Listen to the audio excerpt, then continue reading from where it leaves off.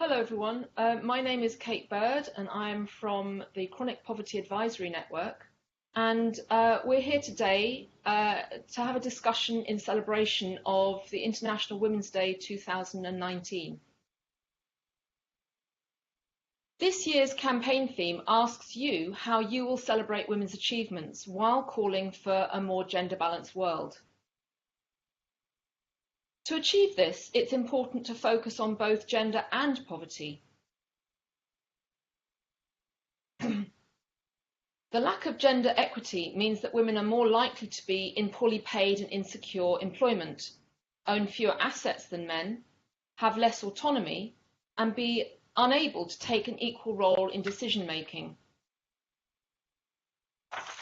This affects women and girls directly. It also affects their family. It limits health-seeking behaviours, agricultural investments in their children's education, agricultural productivity and growth, enterprise profits and growth, and returns to women's labour. It therefore damages the next generation and economic growth.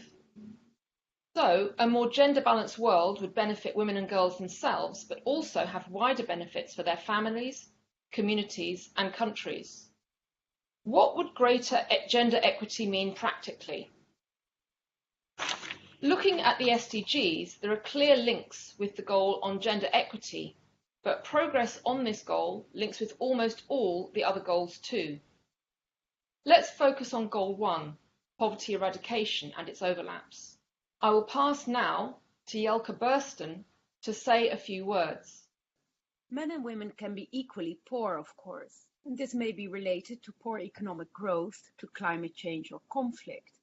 But it's worthwhile to consider what factors make women's poverty different and what structural changes around equality would alleviate women's poverty.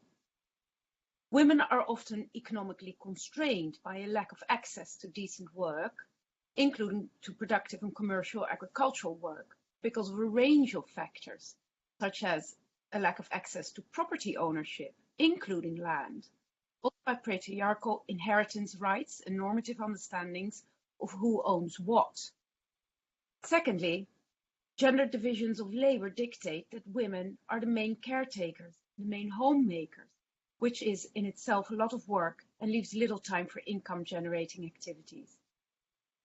Women who want or need to work alongside taking care of homes, children and elderly are likely to demand their daughters to do this work, who will then miss out on education, reducing the chances for delayed marriage and childbirth, or getting into higher education and or formal work, for example. And this creates a vicious circle. But also the economic structures around work available to men are often not conducive for an economic strategy that helps families out of poverty. Seasonal labor and migrant labor uproot families, create unstable incomes, and provide little opportunities for long-term strategies of staying out of poverty. So thinking about the gendered constraints to people's economic lives is essential if we want to eradicate poverty. It's very important to remove the structural barriers that keep women back, and it is essential in achieving all SDGs. Gender inequality keeps so many brains and productive hands and love and care constrained, and this works against moving forwards in socio-economic and political aspects. So this is true in the case of SDG 1, poverty eradication, what we were talking about. But you only have to think how this then relates to hunger, which is SDG 2, which in turn is related to inclusive growth, and to labor market access, which is SDG 8. We need women's voices. Those who are silenced, women and girls, if they cannot voice what needs to be done, what it is that they need, or what prevents them and their families from staying out of poverty and accessing better services, including health and education, SDG 3 and 4, or clean water and sanitation, which is SDG 6, or even energy, which is SDG 7. Accessing all these services is shaped by gender, as is the type of service that is delivered. We need to understand the underlying power structures that prevent women and girls to access good and appropriate services. So gender equality, working with women and men to remove harmful gender practices that holds people back, is essential in achieving all SDGs.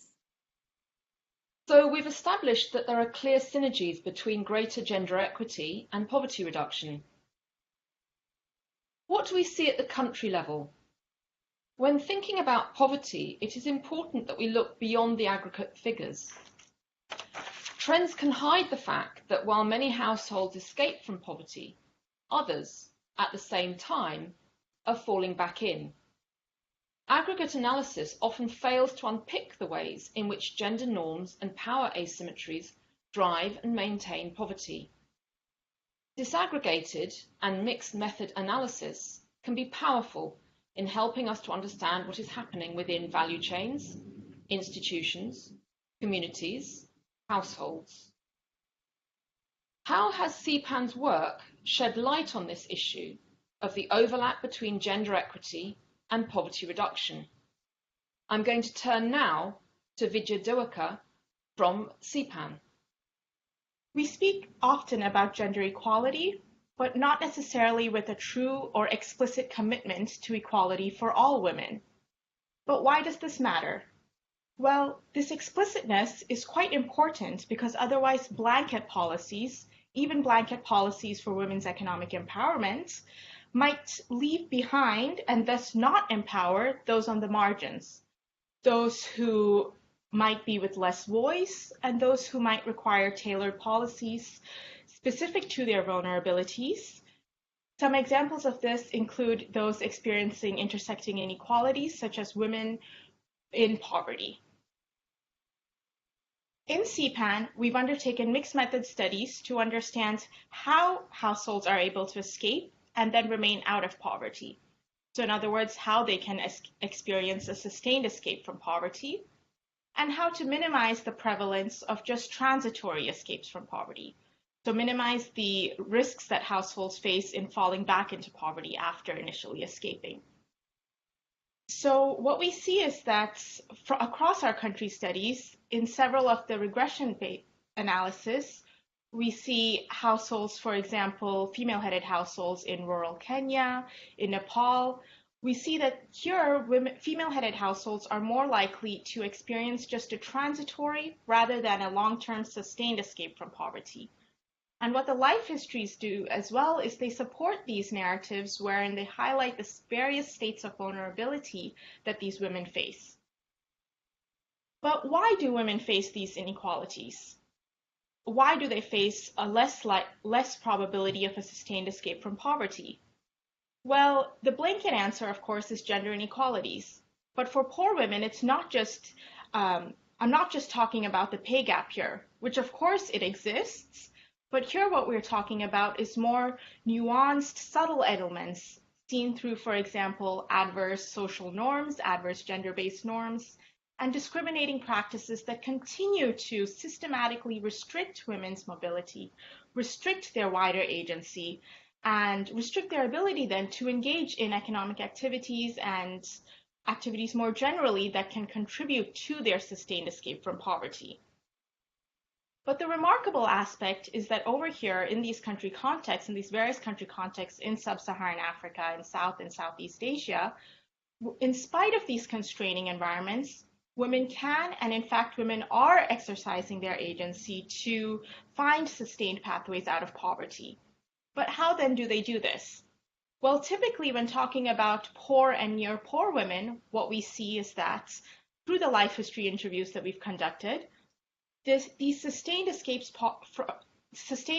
from poverty for women tend to occur often through collaborative spousal or wider collaborative family relationships.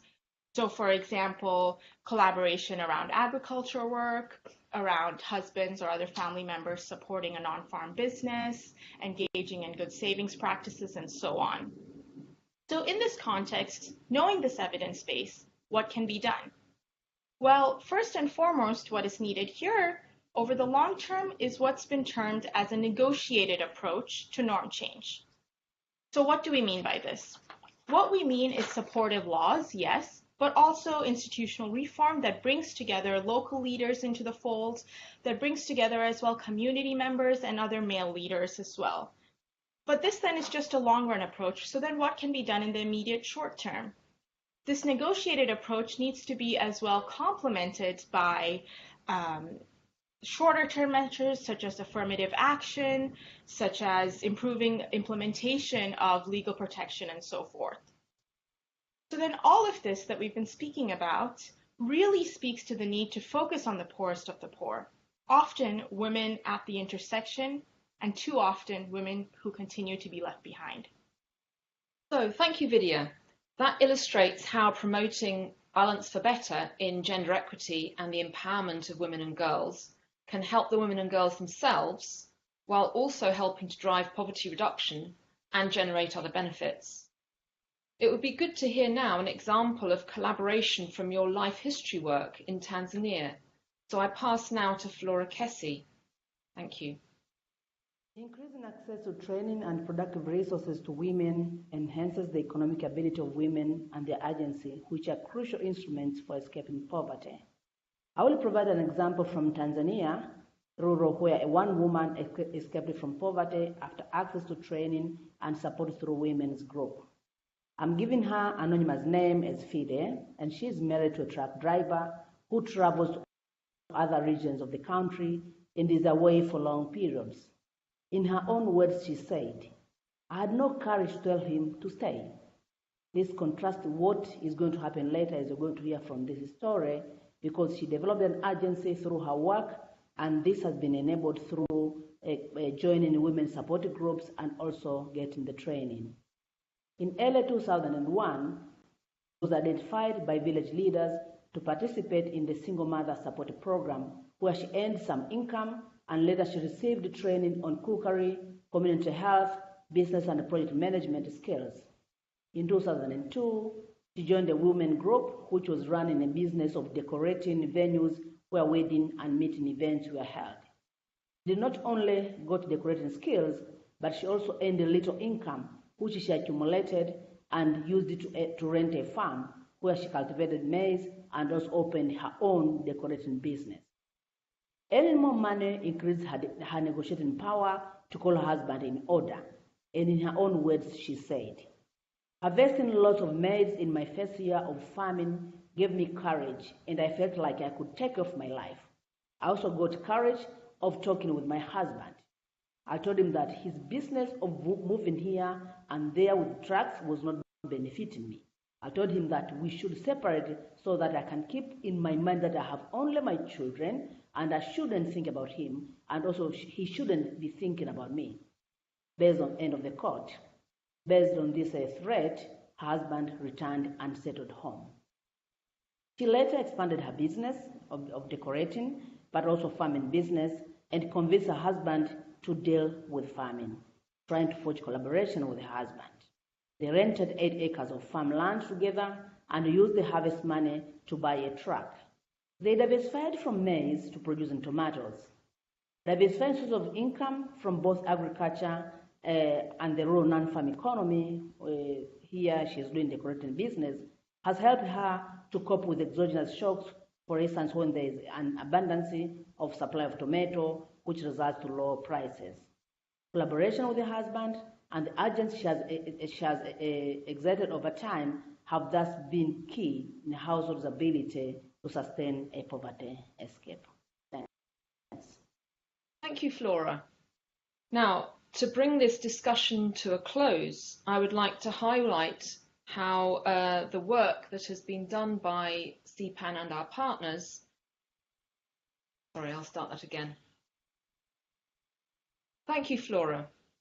So now, to bring this discussion to a close, I would like to highlight how the work done by CPAN and its partners highlights how women's agency and their empowerment enables benefits to both women and girls themselves, but also generates wider benefits in terms of poverty reduction and economic growth, and helps to create a more gender-balanced world.